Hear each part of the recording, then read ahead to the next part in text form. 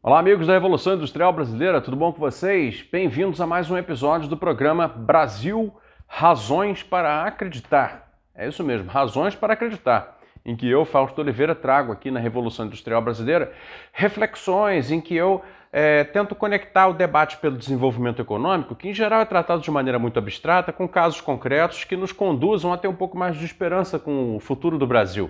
O Brasil vive um momento muito conturbado. Ninguém está realmente satisfeito com o que está acontecendo. Muitas pessoas dizem que estão satisfeitas, mas nem aqueles que estão no poder estão realmente satisfeitos. Não dá para ficar, né?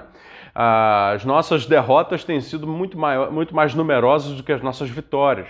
Então eu me sinto no dever de tentar colocar algumas luzes aqui no cenário para esfriar as cabeças e tentar recompor as nossas capacidades de pensar o país.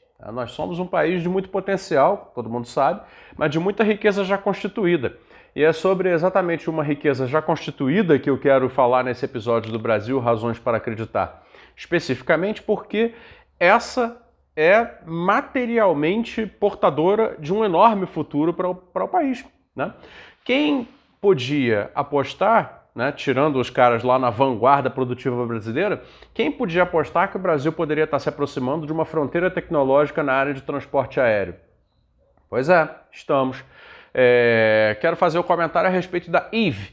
A Eve é uma subsidiária da Embraer, que é a empresa brasileira fabricante de aeronaves, e que desenvolve um protótipo de um veículo que em inglês tem um nome engraçado chamado eVTOL, né? Por quê? Porque essa sigla eVTOL em português equivalente a veículo elétrico para decolagem e pouso vertical, tá? Então é uma espécie assim, de helicóptero, né, mais compacto, com um design mais moderno, arrojado, menos rombudo e, portanto, mais fácil de trafegar, que faz decolagem e pouso vertical e consegue fazer o tráfego aéreo, né, voar pela cidade, no caso, com muito mais maleabilidade de movimentos, né? Então, além do que, ele pode levar pessoas, além de ser elétrico também, né, ele pode carregar pessoas em maior quantidade, com mais conforto do que um helicóptero comum, que não é exatamente um veículo destinado para transporte urbano. Então, isso é uma tendência que está acontecendo no mundo atual, né? A chamada UAM, né? UAM, Urban Air Mobility, ou seja, mobilidade aérea urbana. É uma das macro tendências das reformas urbanas que vão acontecer ao longo desse século.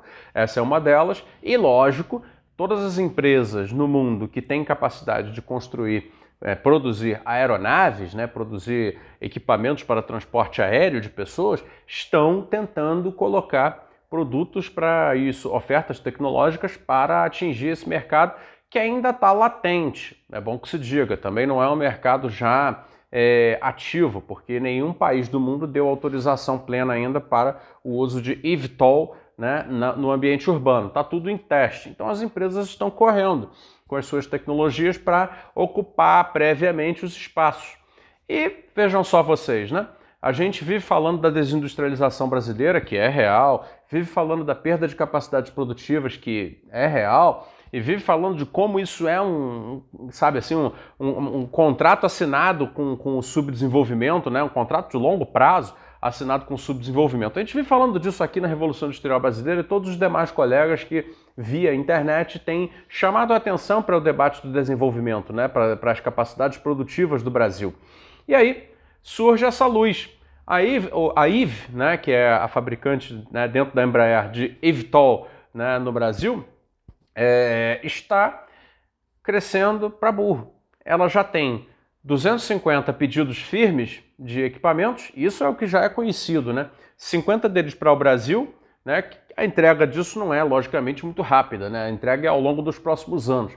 200 pedidos de uma grande empresa de tráfego aéreo, né, de aviação executiva, etc., né, que fica no Reino Unido, e 50 no Brasil, de uma companhia de tráfego aéreo executivo que parece que trabalha com helicópteros.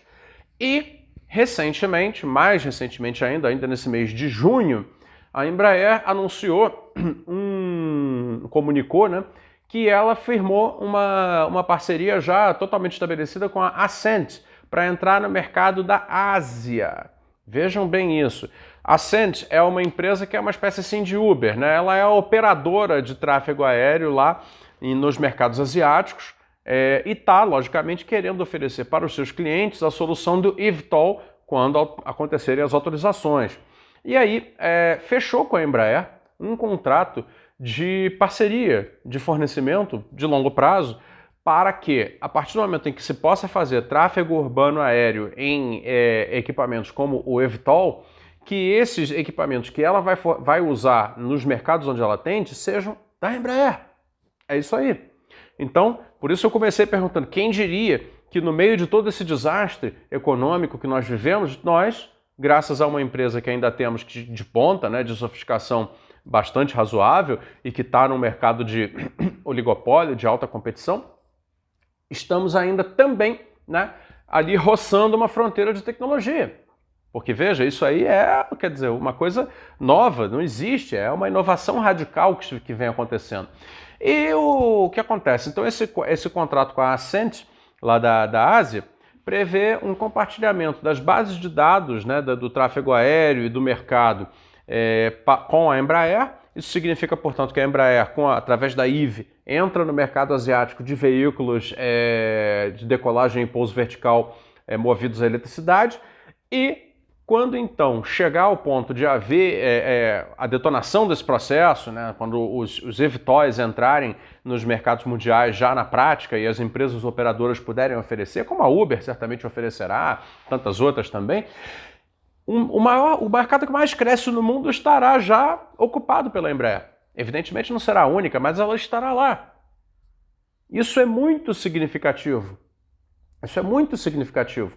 Né? Os primeiros países onde ela vai entrar com fornecimento de equipamentos eVTOL para tráfego aéreo urbano serão Tailândia e Filipinas. E em seguida a Ascent, que é a operadora, vai naturalmente expandir essa operação para outros países. E não está nada demais achar que é perfeitamente possível que grande parte do mercado asiático venha de tráfego aéreo, de UAM, né, de Urban Air Mobility, venha a ser atendido por equipamentos Embraer. E é isso aí. Talvez se você acompanha esse assunto, talvez você tenha ouvido falar que houve uma proposta de fusão de uma empresa dos Estados Unidos com a IVE. Né? Ainda não se sabe direito exatamente o que essa proposta vai trazer. Na minha interpretação, pelas coisas que eu vi até agora, né, não é o equivalente àquilo que queriam fazer com a Boeing. Aquilo que queriam fazer com a Boeing era simplesmente uma fagocitose. A Boeing ia engolir a Embraer, a parte dela que é a geradora de caixa, né, que é a aviação comercial. Ia deixar a aviação militar, depois... Mas a aviação militar ia ficar sem fontes de financiamento, sem o caixa oriundo da aviação comercial. Mas depois descobriram documentos que mostravam como, na realidade, a própria aviação militar também estava entrando meio de lambuja no pacote. Ou seja, era uma fagocitose, era uma entrega. Aquilo, assim, era realmente o Brasil abrindo mão da empresa mais sofisticada que tem. A empresa com mais potencialidade de crescimento de longo prazo, participação de ramos de alta tecnologia que tem. Né? Essa notícia da Zenith Acquisition, formando uma joint venture, não sei se mas enfim, formando alguma espécie de fusão, né, junto com a IVE, ela pode ser muito diferente. Primeiro, porque a IVE é uma subsidiária, a IVE não é a Embraer, né? Ela é diferente, portanto. A IVE tem um papel de projeto radicalmente inovador que é de alto custo. Então, assim, ao mesmo tempo que promete muito, também custa muito. Então é evidente que a somatória de esforços financeiros pode ser muito positivo para a companhia-mãe, no caso para a Embraer, né, se ela se robustecer, né, com capital e formar uma sociedade de propósito específico, que é o que eu espero que aconteça, tá, para lidar com mercados internacionais, né, porque aí você começa a ganhar escala internacional de verdade, né?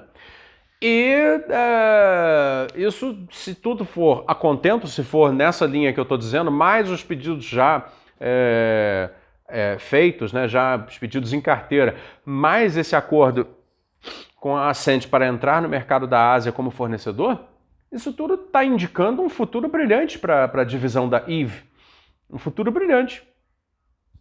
Né? Porque, afinal de contas, ela vai estar bem estruturada comercialmente, ela vai estar bem estruturada geograficamente falando, ela vai estar bem estruturada porque o produto, né, sem dúvida nenhuma, é um produto de qualidade, porque senão não teria nem despertado o interesse de tantos players internacionais, o que significa o seguinte, que mesmo com todo esse drama produtivo brasileiro, que o Brasil só desce pelo ralo em termos de capacidades, e que, portanto, leva a sociedade brasileira a depender cada vez mais de essa maçaroca de empregos todos iguais, de baixíssima produtividade, baixíssima remuneração, né? E que mesmo com todo esse cenário, ainda mantemos ali um farolzinho de esperança. Né? E esse farolzinho de esperança, na verdade, é um farolzão. É muito significativo que, uma vez que passemos por essa fase ruim, em que as pessoas que nos governam são pessoas que não acreditam, de fato, nas capacidades nacionais, nas capacidades locais, que deixam acontecer essa desintegração, né, do tecido produtivo brasileiro, né, quando isso tudo passar, haverá pontos por onde puxar uma recuperação, uma reconstrução. E aí, sem dúvida, é um desses pontos. Não é o único, naturalmente, mas sem dúvida é um desses pontos. É um desses pontos. Porque todo esse nosso complexo aeroespacial, que está centrado na Embraer, mas também não é exclusivamente Embraer, né? Todo esse nosso complexo aeroespacial, ele sempre estará lá, né? Uma vez que agora ele não foi entregue à Boeing, né? Espero que não seja entregue a mais ninguém, né? Ele sempre estará lá pronto para gerar derivações, né? Gerar, por exemplo, novas divisões, como é o caso da Eve, gerar novas empresas, spin-offs, né? A Eve, por exemplo, nasce de uma área dentro da Embraer chamada Embraer X, né? Que é a área dentro da empresa destinada a inovações. Tá? Então, a Embraer X certamente continuará sendo uma fonte de novidades interessantes para o país, não é verdade? Agora, não custa lembrar, né, pessoal, que tudo isso só está acontecendo agora no presente por um conjunto de fatores que estão na história. E o fator original é a decisão do Estado brasileiro de fabricar aviões. Claro que essa é uma decisão já muito antiga, tem 50 anos, mas não importa. Né? Se não fosse aquela decisão lá atrás da Força Aérea Brasileira de apostar na possibilidade de fabricar aviões, nada disso teria acontecido.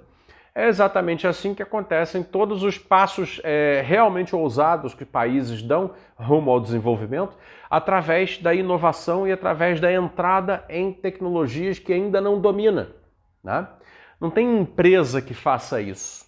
Não tem empresa que faça isso. Eu recentemente lancei um curso exatamente para explicar isso, baseado no livro da Mariana Mazzucato, O Estado Empreendedor. Você talvez já tenha ouvido falar desse curso aí. Né? Ele está aberto ainda, aí vai ter o link aqui embaixo, você pode clicar e se inscrever. E, quer dizer, o Estado, né, ele ainda é, até agora, e aí o plano do Biden demonstra isso, a China demonstra isso muito bem, aquele motor inicial que vence as etapas mais difíceis e mais custosas dos desenvolvimentos econômicos e tecnológicos. Bom, dito isso, naturalmente, é claro que não se deve apagar da história da Embraer o fato de que ela foi muito bem gerida por profissionais ao longo dos últimos 25 anos, alguma coisa assim. Né? Essa estratégia que ela montou, né, uma estratégia dual, como a gente chama, e ao mesmo tempo ser uma empresa de aviação comercial executiva e também uma empresa de aviação militar, foi uma estratégia correta. Foi graças aos competentes executivos que governaram a Embraer durante todos esses anos, graças ao seu corpo técnico de engenharia de ponta brasileira que está lá, graças também aos seus times comerciais, aos seus times enfim, toda a inteireza da companhia, graças a tudo isso, naturalmente, e também a agilidade dela ter sido já equiparada às grandes empresas privadas do mundo, né? Graças a tudo isso, ela consegue chegar ao patamar de produzir empresas spin-off, ou seja, empresas derivadas, filhotes, se você quiser, como a Eve, que tem a capacidade de estar disputando aí já ali na fronteira da tecnologia, na tal da Urban Air Mobility. Né? Foi graças a esse conjunto de fatores. Só que isso só demonstra, mais uma vez, a verdade que há por trás da afirmação de que não é nem só o Estado e nem só o mercado, é a conjunção de ambos os entes. Né? Esse é, né, o receituário fundamental para gerar desenvolvimento de verdade. Né? Lembrando que desenvolvimento de verdade é isso. É só assim que você consegue tirar realmente todo um país de uma condição média, no melhor das hipóteses, média declinante, como é o caso atual do Brasil, e levar para uma condição melhor, né, de fato estabelecida, né, no melhor nível, de quê? De renda, de capacidade, de possibilidades, porque, não se enganem, país que tem estrutura produtiva pobre e renda média declinante é um país que está se negando possibilidades. Claro, né? Aí depois as pessoas falam, não, mas vocês têm que empreender, aí o empreendedor tem que ir lá, tem que buscar e tudo mais, tem que inovar. Cara, se não há ambiente para inovar, se não há onde encadear, se não tem como você desenvolver projetos inovadores, porque a sua economia é toda ela primária, ou quase toda, entendeu? Fica difícil. E o ambiente das cidades no Brasil hoje, ele continua, ele não está um ambiente propenso à inovação. Tirando na parte das finanças, em que as fintechs inovam muito, mas claro, porque afinal de contas é onde o capital está concentrado. Mas tirando isso, que é um setor que praticamente não emprega, né, massivamente ninguém e é muito elitizado, tirando isso, as cidades são um mar de empregos de quinta categoria e da informalidade. Ou eu estou falando algum absurdo aqui? Não, né? Não estou falando nenhum absurdo. Isso é a pura verdade. As cidades brasileiras não são capazes hoje em dia, mesmo São Paulo, onde eu moro, não são capazes de prover às suas populações empregos de qualidade na quantidade suficiente. Ou seja, né, as cidades também sofrem daquilo que é a nossa perda de capacidade produtiva que venha, logicamente, né, produzir mais perda de capacidade produtiva. Então, se não houver, né, a mão do Estado junto com o mercado, direcionando a reversão desse processo, isso não vai mudar. Né? Isso não vai mudar. Felizmente, ainda é uma razão para acreditar. Tem aí esse caso da IVE, da Embraer, que, pô, ainda é um farol, porque se isso for repetido, se em outras coisas que nós ainda temos capacidade, como, por exemplo, equipamentos elétricos, eu falo disso muitas vezes, né? Alguns setores de máquinas e equipamentos, alguns setores da própria indústria têxtil, né? Setores, por exemplo, da petroquímica, que está agora se desfazendo, mas ainda dá para salvar, entre outras coisas. Você mantendo isso, consegue, né, mais à frente, desenhar projetos de recuperação que possam englobar parcelas da sociedade na geração compartilhada e no usufruto compartilhado da riqueza. Que poderia ser um outro nome para o desenvolvimento, né? Geração compartilhada e usufruto compartilhado da riqueza. Né? É isso, é disso que se trata.